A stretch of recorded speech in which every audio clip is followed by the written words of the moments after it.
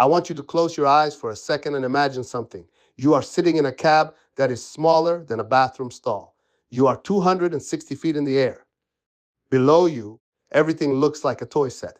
Trucks the size of matchboxes, workers the size of ants, and dangling from the end of your boom, swinging ever so gently in a crosswind that nobody on the ground can even feel, is a 2,000 pound steel bridge girder that, if you set it down even 6 inches off its mark, could kill someone, could kill a lot of someone's. Your left hand is on the joystick controlling the trolley. Your right hand is on the hoist. Your feet are working the swing brake. Your eyes are scanning three things at once: the load, the radius, and the rigger 400 feet away who is giving you hand signals because the radio just cut out again. You do not panic. You do not freeze. You breathe, you calculate, you adjust, and you set that girder down so gently that the iron workers on the receiving end barely feel the weight transfer into their bolts. That is what I did for a living for 27 years. And I was very, very good at it. My name, well, for the sake of this story, let us call me Dale. That is close enough. I was a certified tower crane operator, a lattice boom crawler crane operator, and I held specialized certifications for heavy lift planning in seismic zones. I had my NCCSO credentials, my OSHA 30-hour card, my rigging and signal person qualifications, and about 14 other pieces of paper that I kept in a binder in my truck that I almost never had to show anyone because everyone in the Pacific Northwest construction corridor already knew who I was. When contractors had a lift that scared them, and I mean the kind of lift where the engineers have done the math 3 times and the insurance company has sent their own inspector to watch, they called me. Not my company, me. They would say, "We need Dale on the stick for this one." I am not telling you this to brag. I am telling you this because it matters. It matters because of what happened next. It matters because a man who had never set foot on an active construction site in his entire life decided that I was, and I am quoting him directly here, overpriced line item on a spreadsheet that does not justify its cost relative to market alternatives.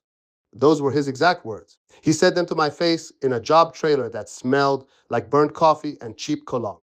And I remember every single one of them because they were the beginning of the most expensive mistake that Hargrove and Callister Construction had made in its 41-year history.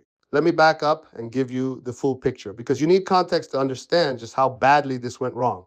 Hargrove and Callister Construction, or H&C as we all called it, was a mid-sized general contractor based out of Tacoma. They were not the biggest outfit on the West Coast, but they were solid. They had a reputation for doing heavy civil work. Bridges, overpasses, water treatment plants, that kind of thing on time and without killing anyone. That second part might sound like a low bar, but in heavy construction, a spotless safety record over 4 decades is genuinely rare. People die on construction sites. It is an ugly fact of the industry. Steel falls, cranes tip, trenches collapse. And when something goes wrong with a crane, it does not go a little wrong, it goes catastrophically, nightmarishly. Lead story on the evening news wrong. H&C had never had a crane incident. Not one. Not in 41 years. And a big part of the reason for that was that old man Hargrove, the founder Earl Hargrove, had a philosophy that he drilled into every project manager and superintendent he ever hired. He used to say it like a prayer before every major job. You do not save money on the crane and the operator. You save money on everything else. You save money on the office furniture. You save money on the trailer. You bring your own coffee from home. But the crane and the man running it, that is where you spend whatever it takes because that is the thing that can kill everybody on this job in 5 seconds flat. Earl Hargrove said that to me personally on my first day working for his company 27 years ago. I was 24 years old, fresh out of my apprenticeship, and I had just been hired as a junior operator on a bridge replacement project over the Puyallup River. Earl shook my hand, looked me dead in the eye, and said those words. And then he said, if you ever feel like a lift is not right, the wind, the rigging, the load chart, anything, you shut it down. I do not care if we lose a day. I do not care if the doubt screams at us. You shut it down and nobody on this site will say a word to you about it. Because a crane does not care about deadlines. I never forgot that. And I lived by it for 27 years. I shut down lifts. I delayed pours.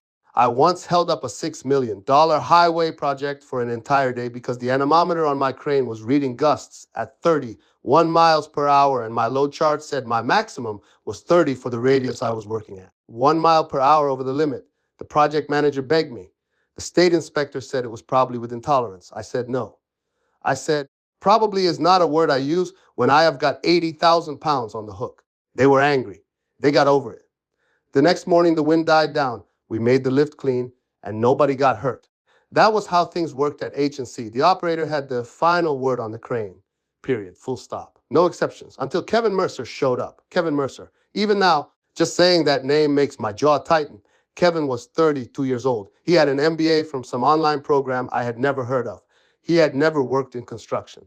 He had never worked in any trade as far as I could tell. What he had worked in was operational efficiency, consulting, which, as near as I could figure out, meant he went into companies and found ways to cut costs so that the quarterly numbers looked better for whoever owned the place. He wore slim, fit khaki pants and brown leather shoes to a construction site. Not boots, shoes, the kind with the little tassels on them. The first time I saw him pick his way across the mud lot in those shoes, stepping around puddles like a cat avoiding a bathtub, I knew we were going to have a problem. Here is how Kevin ended up at H&C. Old man Earl Hargrove had retired 5 years earlier and handed the company over to his son, Todd. Now, Todd was not a bad guy. I actually liked Todd. He had grown up on job sites. He understood the work. And for the first few years, he ran the company more or less the way his father had. But Todd had a weakness. And that weakness was that he was insecure. He had gone to a good university and gotten a business degree. And somewhere in those 4 years, he had absorbed the idea that the way his father ran the company, by gut instinct, by relationships, by trusting his tradespeople, was old-fashioned. Todd wanted to be modern. He wanted dashboards and metrics and KPIs and all the other alphabet soup that business schools teach you to worship. So when the economy softened a little and H&C had a couple of quarters where the profit margins dipped from, I do not know, 11% down to 8%, Todd panicked. He hired a consulting firm. The consulting firm sent Kevin Mercer, and Kevin Mercer, within 2 weeks of arriving, was given the title of Operations Supervisor for our biggest active project, the Meridian Creek Bridge Replacement. Let me tell you about the Meridian Creek job because this is where everything happens. Meridian Creek was a 2-lane bridge on a county road about 40 miles south of Tacoma. The existing bridge was 70 years old, structurally deficient, and the county had finally gotten federal funding to replace it. H&C won the contract for $14.8 million. It was a big job for us. Not the biggest we had ever done, but significant. The new bridge was a precast concrete girder design, which meant we would be setting girders that weighed anywhere from 38,000 to 52,000 pounds each, lifting them off flatbed trucks and setting them onto bridge piers that were at the deepest point of the creek valley, about 90 feet in the air. The crane for the job was a Liber LTM 1300, a 6-axle all-terrain mobile crane with a 300-ton maximum capacity. Gorgeous machine. I had run that exact crane, that specific serial number, on 4 previous jobs. I knew its quirks. I knew that the hydraulics on the left outrigger were slightly slower to extend than the right side. I knew that the boom tip deflected about 6 inches more than the load chart suggested when you were working above 200 feet of boom length. I knew that the swing brake had a soft spot at about 5 degrees of rotation. These are not things that are written in any manual. These are things you learn by spending thousands of hours in a cab with a machine, the same way a musician knows the exact feel of their own instrument. Kevin Mercer did not know any of this. Kevin Mercer did not know what a load chart was. But Kevin Mercer had a spreadsheet, and on that spreadsheet, one line item caught his attention like a laser beam: my pay rate. I was making $4 an hour. That was my base rate. When I was doing critical lifts, which on the Meridian Creek job was most of the time, I got a critical lift premium that bumped it to $68 an hour, plus benefits, plus my pension contribution, plus the company's share of my union dues. All in, I cost H&C roughly $112 an hour when I was on the clock. Kevin Mercer nearly fell out of his ergonomic office chair when he saw that number. I know this because the conversation he had with our project superintendent, a man named Russ Tanaka, was loud enough that half the job trailer heard it. Russ told me about it that same afternoon, leaning against my crane with a look on his face like he had just watched someone try to pet a rattlesnake. Dale, Russ said, this new kid looked at your rate sheet and I thought he was going to have a stroke. He kept saying $112 an hour for one man to sit in a chair and push levers. That is insane. I can find operators for $35 an hour. Russ paused and took a long breath. I tried to explain it to him. Dale, I told him you are not just pushing levers. I told him about the certifications, the heavy lift planning, the safety record. He did not hear a word I said. He just kept looking at the spreadsheet. I do not think he even looked up. I sighed. I had seen this before, not at H&C, but at other companies. The corporate efficiency guy who looks at the numbers and does not understand what the numbers represent. To Kevin Mercer, I was not a 27-year veteran who had safely executed over 3,000 critical lifts without a single recordable incident. I was a cost center, a line item, an overpriced resource that could be optimized. The first few weeks, Kevin mostly stayed in the job trailer. He would come out occasionally, always in those ridiculous tassel shoes, always carrying a tablet, always asking questions that revealed how little he understood. He once asked the ironworker why they could not just use a forklift to bring steel beams up to the bridge deck, a forklift, to lift structural steel 90 feet in the air. The ironworker stared at him for a solid 5 seconds, decided it was not worth the energy to respond, and walked away. Kevin wrote something on his tablet, probably a note about attitude problems among field staff. But here is the thing about people like Kevin. They are not stupid. They are dangerously intelligent in a very narrow way. Kevin was excellent at reading financial statements. He was excellent at identifying cost variances. He was excellent at building PowerPoint presentations that made complicated things look simple. And most dangerously of all, he was excellent at making people above him, people like Todd Hargrove, feel like he had everything under control. Todd loved Kevin's reports. Kevin would send these weekly summaries up to the head office with color-coded graphs showing cost optimization opportunities and efficiency gain projections. Todd ate it up. He started calling Kevin a breath of fresh air and telling the other project managers that they should learn from Kevin's approach. None of the people who actually built things were impressed. But none of us had MBAs and color-coded graphs, so our opinions did not seem to count for much. The first real confrontation between Kevin and me happened on a Tuesday in early October, about 6 weeks after he arrived on the job. We were scheduled to set the first 4 girders on the west abutment. These were the shorter ones, 38,000 pounds each, and the lift geometry was relatively straightforward. Short radius, good ground bearing, no overhead obstructions. As far as critical lifts go, this was about as routine as it gets. But I still did what I always do. I came in an hour early, reviewed the lift plan, checked the weather forecast, inspected the crane, walked the rigging, and confirmed the pick points with the iron workers who would be receiving the loads. I was in the middle of my pre-lift walk-around when Kevin appeared. He was carrying his tablet and wearing a hard hat that still had the manufacturer's sticker on it, Dale. He said, "I want to talk to you about the schedule." "Good morning, Kevin," I said. "Kindly wait about 20 minutes. I am in the middle of my inspection." "It will only take a minute," he said. He tapped his tablet. "I have been looking at the production rates for the girder sets, and according to my analysis, we should be able to set 8 girders per day instead of 4. I stopped walking. I looked at him. I chose my next words carefully. "Kevin, the lift plan calls for 4 girders per day. That pace accounts for setup time, repositioning the crane between picks, rigging each girder, torquing the anchor bolts, and safety checks between lifts. 4 per day is the pace that the engineer of record approved." Kevin waved his hand dismissively. "I have already spoken to the project engineer. He said the 4 per day number was conservative. Conservative is the only number I work with when I have got 19 tons in the air over a crew of iron workers." I said. Kevin's expression changed. His jaw set. His eyes narrowed just slightly. I had seen that look before on other faces. It was the look of a man who was not used to being told no by someone he considered beneath him. "Dale," he said, and his voice dropped into something he probably thought sounded authoritative, but actually sounded like a teenager imitating his father. "I understand that you have been doing this a long time, but I have been brought in specifically to improve efficiency on this project. We are behind schedule and over budget, and I need every team member to commit to higher productivity targets. 8 girders a day is achievable if we eliminate the unnecessary downtime between lifts. The downtime between lifts," I said slowly, "so when my riggers rig the next girder, when the iron workers verify the bearing seat alignment, and when I recheck my load chart for the new radius and boom angle. Those are not unnecessary. Those are what keep people alive." "I think you are being dramatic," Kevin said. I stared at him. In 27 years, nobody had ever called me dramatic. Cautious, yes. Conservative, absolutely. A pain in the rear end, probably plenty of times. But dramatic, no. Because there is nothing dramatic about a 42,000-pound piece of steel. It is just physics. Gravity does not care about your feelings or your spreadsheet. Kevin, I said, I am going to finish my inspection now. We are setting 4 girders today.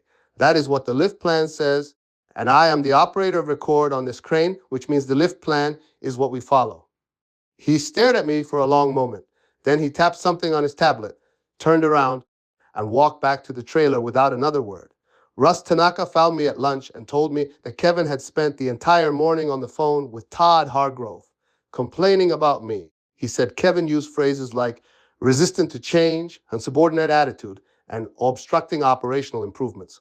Todd is listening to him, Dale. Russ said quietly, I am telling you, this is going to get worse before it gets better. Russ was right. It got worse. Over the next 3 weeks, Kevin escalated his campaign against me in ways that were calculated, methodical, and infuriatingly effective. He started CCing Todd Hargrove on every email related to the crane operations, always framing my standard safety procedures as delays and inefficiencies. He created a spreadsheet, of course he did, comparing my hourly rate to the rates charged by 3 non-union crane operators he had found through some online directory. The cheapest one was a guy charging $30 an hour. I later found out that this particular operator had 2 OSHA violations on his record and had been involved in a tip-over incident in Nevada the previous year that had put a rigger in the hospital with a crushed pelvis. But those details did not appear on Kevin's spreadsheet. Only the numbers appeared. And the numbers told a very simple story. Dale is expensive. Other operators are cheap. The difference is profit. Kevin also started undermining my authority on the site in small, insidious ways. He told the rigging crew that they did not need to wait for my signal confirmation before attaching choker slings to the girders. He told the truck drivers that they could begin positioning loads before I had completed my morning crane inspection. He even, and this is the one that made me genuinely angry, told a brand new apprentice ironworker that he could stand inside the swing radius of the crane as long as he was paying attention.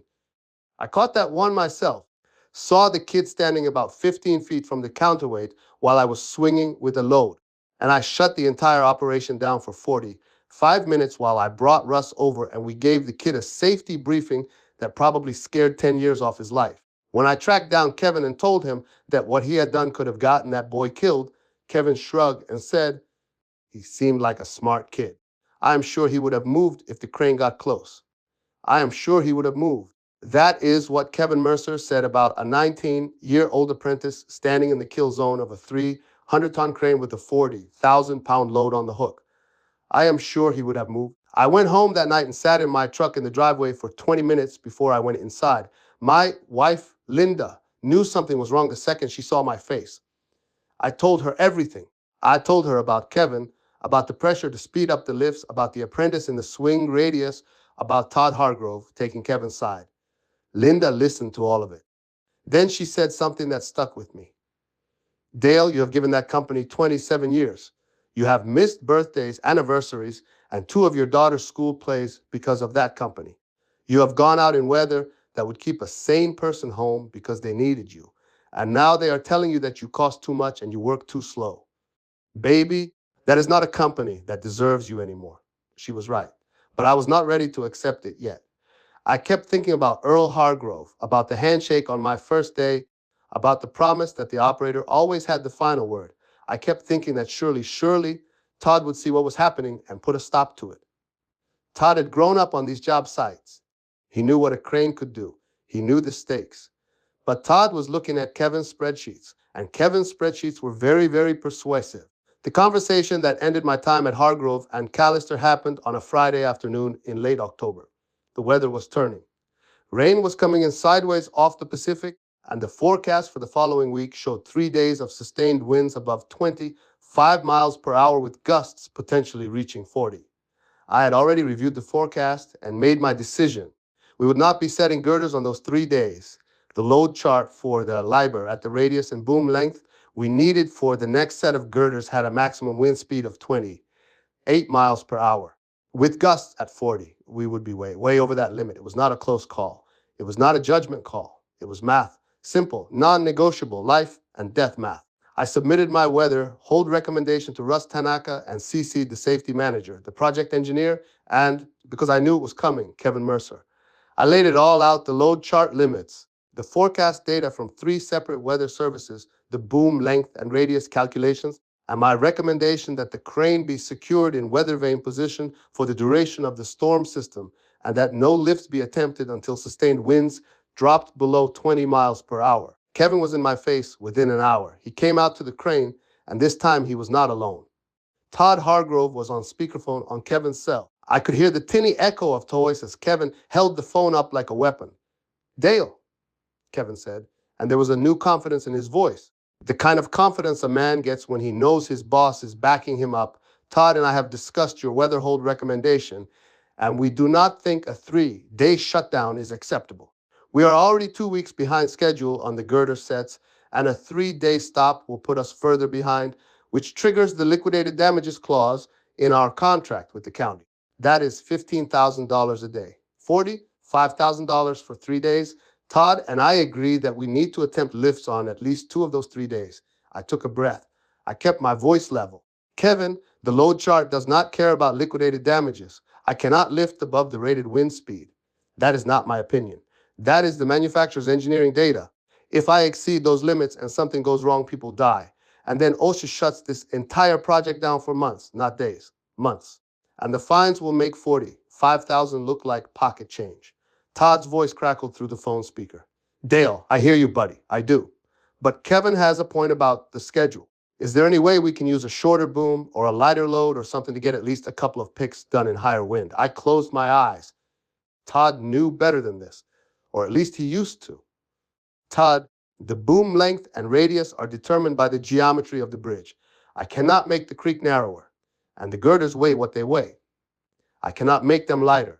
The only variable I can control is whether I operate within the load chart or outside of it, and I will not operate outside of it. That is my final answer." There was silence on the phone. I could hear Todd breathing. Then Kevin spoke, and what he said next was the sentence that changed everything. "Todd," Kevin said, still looking at me, "I have been in contact with an operator named Daryl Briggs. He is available immediately. He is willing to work in higher wind conditions, and his rate is $32 an hour.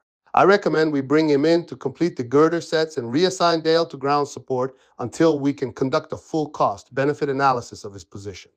Ground support. He wanted to take a 27-year crane operator, the most experienced heavy lift man in the region, and put me on the ground holding a tagline.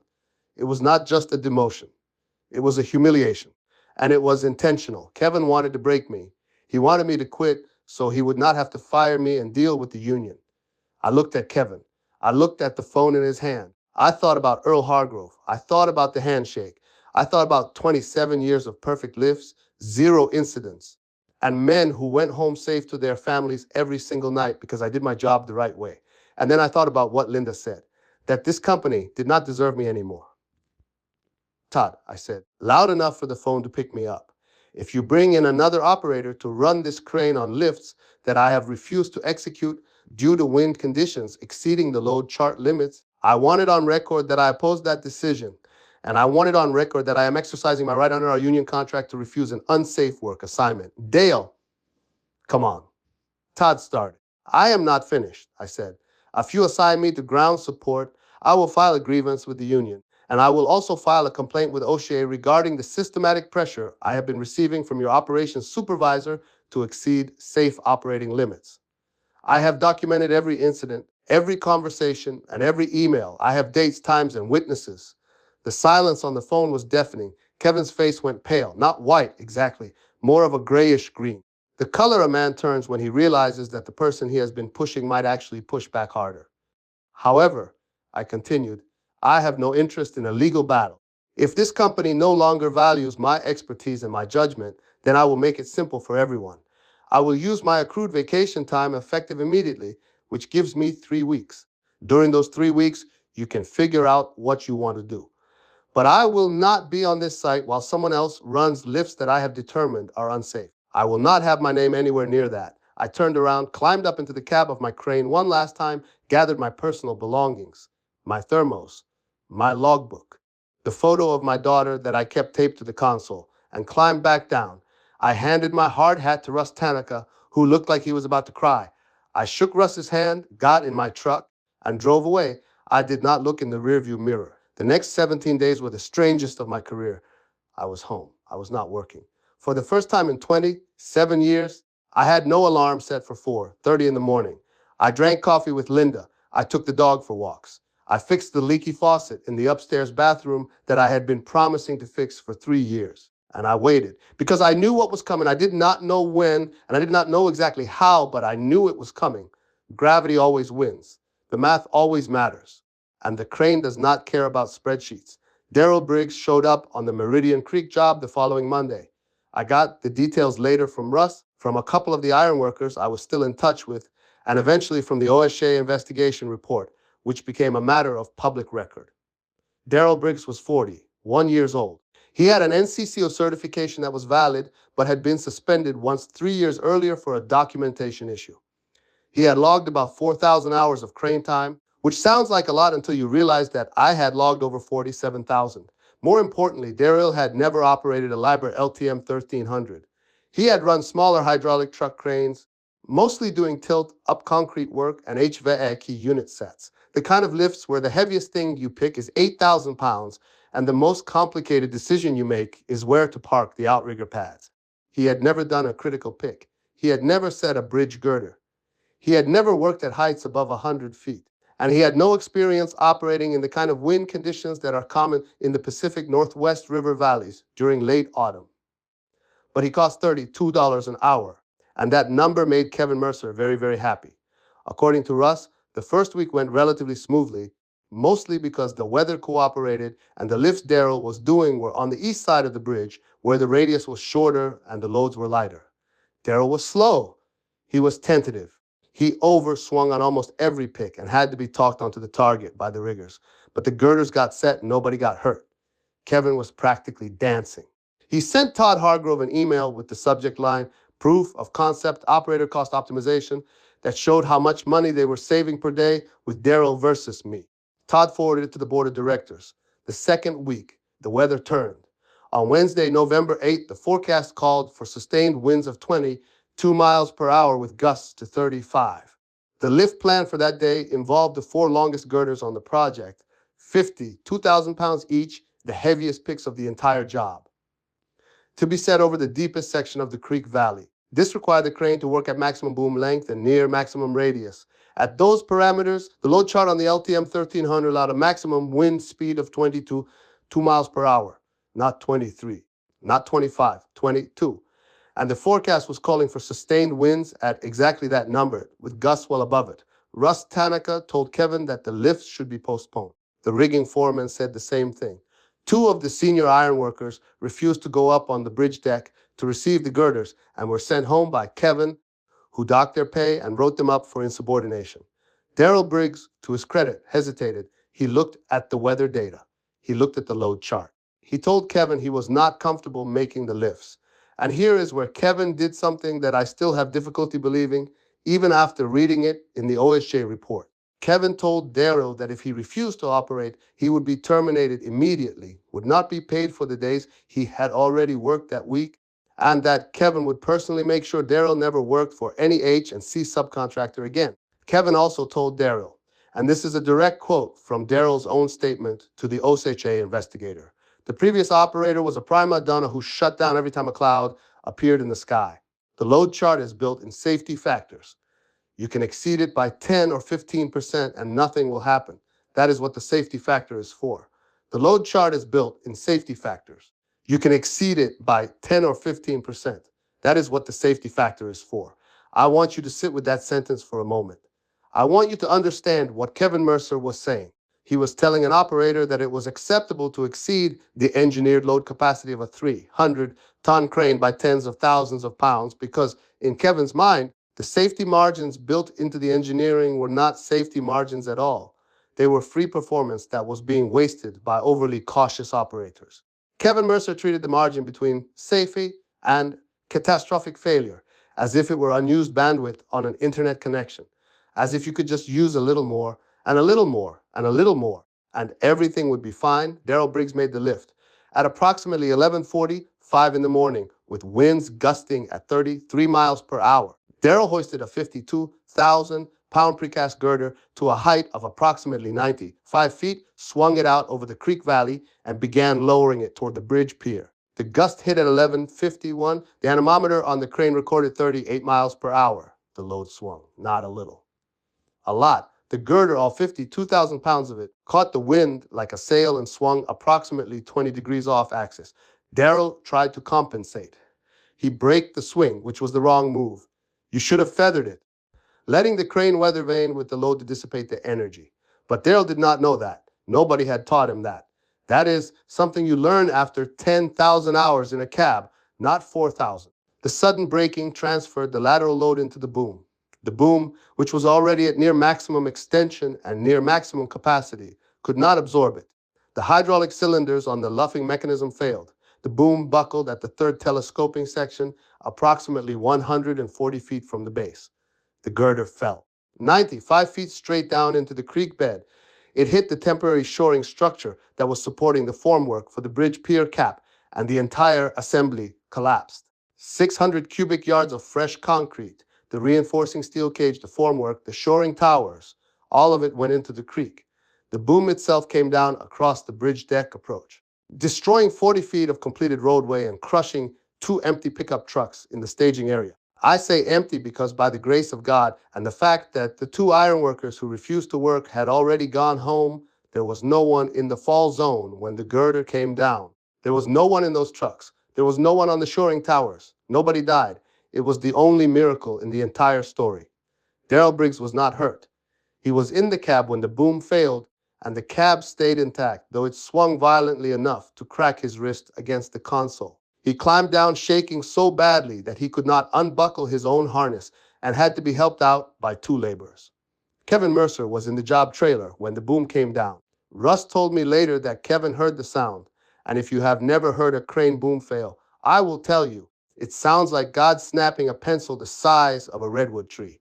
And he ran out of the trailer, saw the collapsed boom, the fallen girder, the shattered shoring, the dust and the debris, and he vomited. Right there in the mud, in his tassel shoes. He vomited, and then he sat down in the mud, and he did not move for 15 minutes. The O'Shea inspector was on site the next morning. The crane was impounded. The project was shut down. The county issued a stop work order, and Todd Hargrove drove down from Tacoma looking like a man who had aged 10 years overnight. The phone call came on a Saturday evening, 9 days after the collapse. I was sitting on my back porch with Linda, watching the rain. My cell phone rang. It was Todd Hargrove. "Dale," he said. His voice was hoarse.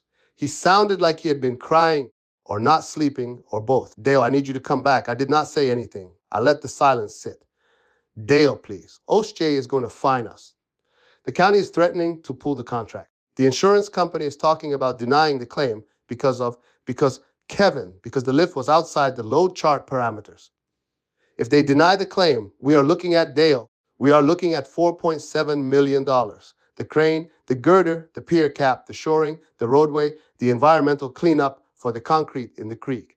$4.7 million. It will bankrupt the company my father built." "Todd," I said quietly, "your father's company would never have let this happen." The silence on the other end of the line was so long that I checked to see if the call had dropped. "I know," Todd finally whispered. "I know." "Dale." "I fired Kevin. I fired him the day after the incident, and I need you to come back and oversee the rebuild. I need you to run the crane on the new lifts. I need the insurance company and O'Shea and the county to see that we have our best operator on this job. I need them to see that we are serious about safety. Dale, I am asking you, please." I sat there on my porch in the rain and I thought about it. I thought about Earl Hargrove. I thought about the handshake. I thought about the promise. And I thought about the 19-year-old apprentice who Kevin had told could stand in the swing radius because seemed like a smart kid. "Todd," I said, "I will come back, but I have conditions." Anything. First, my rate goes to $78 an hour, base 85 for critical lifts. I have been underpaid for 5 years, and we both know it. Don't. Second, I want it in writing in the company safety manual, not just a handshake, that the crane operator has absolute authority to refuse or stop any lift for any safety reason, and that no supervisor, manager, or executive can override that decision. Don't. Third, I want Russ Tanaka promoted to project superintendent with full authority over field operations. No more outside consultants running job sites they do not understand. Don't. And fourth, Todd, I want you to go visit Darrell Briggs. Not to yell at him, not to blame him, That man was put in an impossible situation by someone who should never have had the authority to put him there. He made a bad call under pressure, but he was set up to fail. You go see him, you make sure his wrist is healing, and you tell him that what happened was not his fault. Because it was not. Todd was quiet for a moment. I will, he said. I will do that. Dale, then I will see you Monday morning, I said, and I hung up. I went back. The rebuild took 14 months. The insurance company ultimately covered about 60% of the damages after a protracted negotiation. The other 40%, roughly $1.9 million, came out of H&C's reserves and very nearly did bankrupt the company. OHA issued fines totaling $385,000. The county extended the contract deadline but imposed additional oversight requirements that added another $600,000 in costs. All told, Kevin Mercer's cost, cutting initiative cost Hargrove, and Callister Construction approximately $4.7 million, just as Todd had said. The most expensive spreadsheet in company history. Kevin Mercer, as far as I know, went on to get another consulting job somewhere else. Men like Kevin always do. They leave destruction behind them and move on to the next company, the next spreadsheet, the next optimization opportunity. I hope whoever hired him next had the sense to keep him away from anything that could kill someone. But I doubt it. Daryl Briggs left the crane industry entirely. The last I heard, he was driving a delivery truck for a food distributor. His wrist healed, but he told Russ that every time he saw a crane on a skyline, his hands started shaking. I feel for him. I genuinely do. He was a pawn, not a villain. As for me, I ran the crane on the Meridian Creek rebuild. I set every girder on that bridge. I set them in wind and rain and fog and sun, and I set every single one within tolerance, on time, and without incident. And when the last girder was placed and the iron workers bolted it down, I climbed out of the cab and looked at the bridge, and I felt the same thing I felt on every completed job: quiet satisfaction. The satisfaction of knowing that for the next 70 years, people would drive across that bridge to get to work, to visit family, to take their kids to school. And they would never think about me, and they would never think about the crane. And that was exactly how it should be. Because when we do our job right, nobody knows we were ever there. I retired 18 months later at 52 years old. Linda and I moved to a small place on the Oregon coast. I can see the ocean from my kitchen window. I still get calls sometimes, contractors asking if I will come out for one more job, one more critical lift, one more pick that scares them. I always say no, but I always say it with a smile because it means they still remember. It means they know. The crane and the man running it. That is where you spend whatever it takes. Earl Hargrove was right. And Kevin Mercer, wherever he is, learned that lesson the hard way. $4.7 million worth of hard. Thanks for listening, everyone. If this story resonated with you, if you have ever had a boss who thought they knew better than the person actually doing the work, drop your story in the comments below. I read every single one. Hit that like button, subscribe if you have not already, and I will see you in the next one. Stay safe out there.